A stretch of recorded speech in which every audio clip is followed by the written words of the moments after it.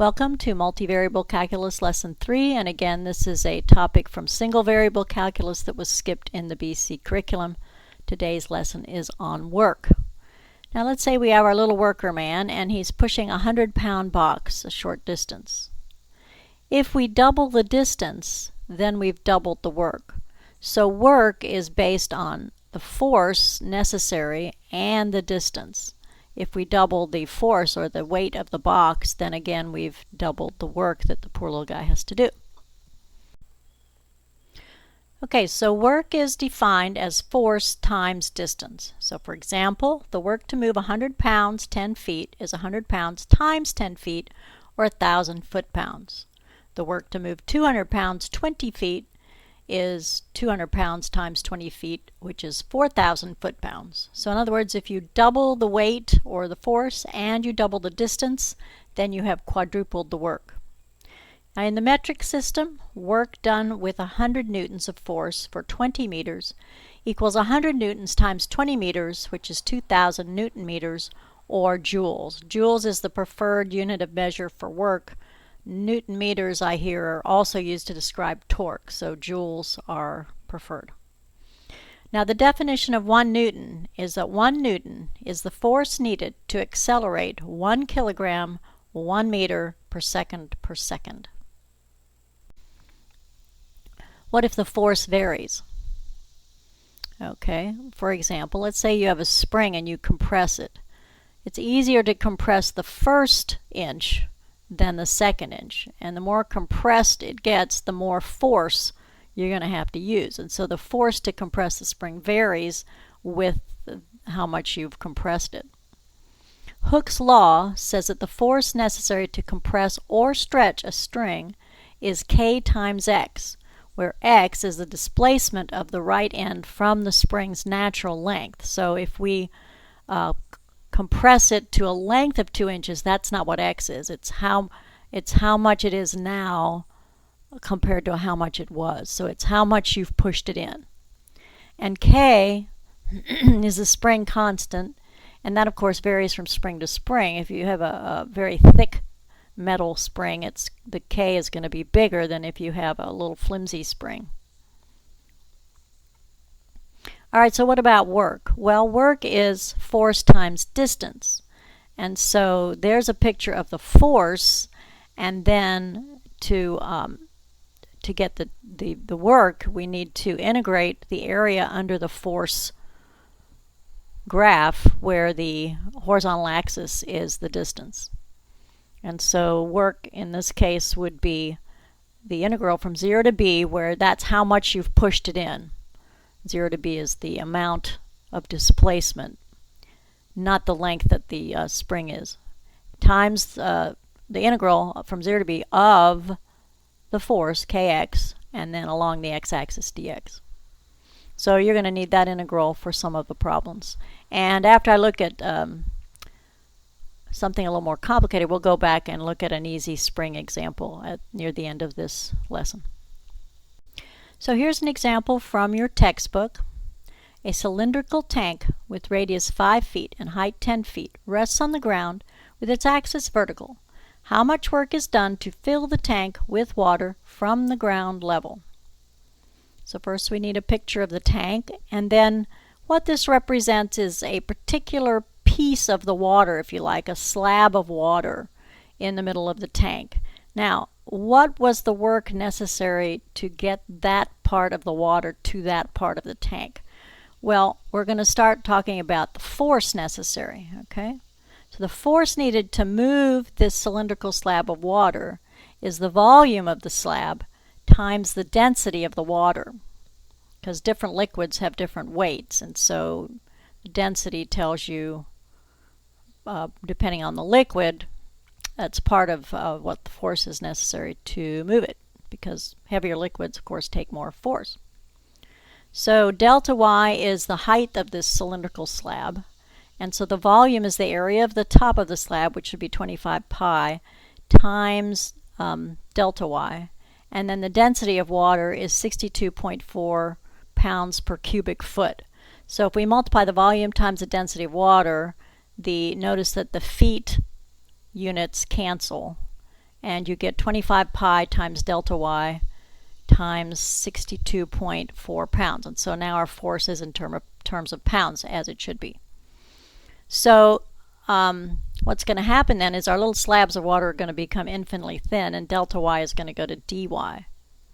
Now the distance this slab travels is y feet. Each slab of water is traveling a different distance. The slab at the top is going to be traveling 10 feet, and the slab at the bottom basically travels 0 feet. One in the middle, this one looks like it traveled about 5 or 6 feet. And so the distance is varying, but it's always whatever y is. So to get the work, we're going to integrate from 0 to 10, because that's where the tank is on the y-axis. So we're using 0 to 10 for our y values. And then we're going to add up infinitely thin slabs. That's where the dy comes in. And so the volume of each infinitely thin slab is 25 pi times 62.4 times, and then times the distance y, and then dy is the change in the thickness, instantaneous change. And that equals 25 pi times 31.2 y squared from 0 to 10, which equals 78,000 pi foot-pounds. Okay, let's do a slightly harder one. In this case, the volume was the volume was always the same. So let's look at a harder one.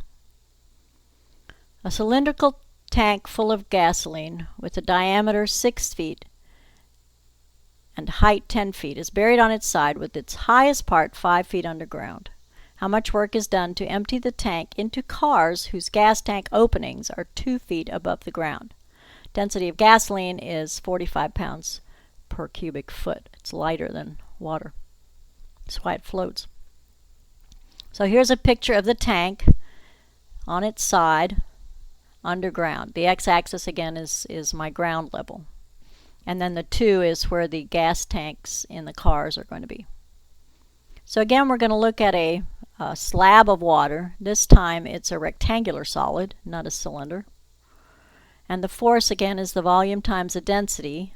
And the slab of water is 10 by W by delta Y, and then times the density 45. And I'm leaving the units off because we know it's going to end up being foot-pounds.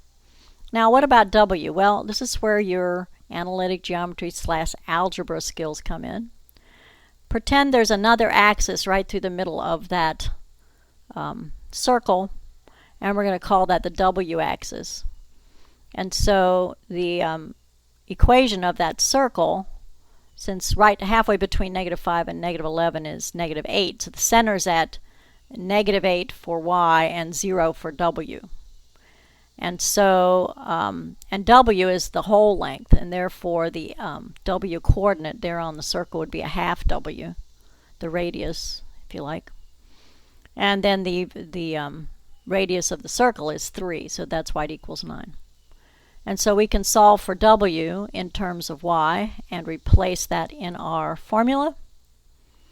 Now the distance the slab travels is, it has to travel all the way from wherever it is on the y-axis up to 2. So because y is negative, we have to take the opposite of it for distance and then add the 2 feet up to the car's gas tank. Now we're going to integrate. The work is this integral. We're going from -11 to -5 because that's where our y values are. That's where all the water is. Not water, gasoline. And then we've got from the force 10 times w, which is that big 2 times the square root of all that stuff, times 45 for the density, times the distance, 2 minus w, and then we put the dy, which is the instantaneous depth of the water slab. We put that at the end. And then when you want to integrate that by hand, good luck with that. I just did it on my calculator and rounded to 3 decimal places. Okay, now we're going to backtrack and look at a spring problem. Number 6 says a spring has a natural length of 1 meter and a force of 10 newtons is required to hold it stretched to a total length of 2 meters. How much work is done in compressing the spring from its natural length to a length of 60 centimeters, which is 0.6 meters. You got to have everything in terms of meters. to be consistent. Newtons are in terms of meters also. All right, so here's a spring. Hooke's law says that the force necessary to either stretch it or compress it is kx.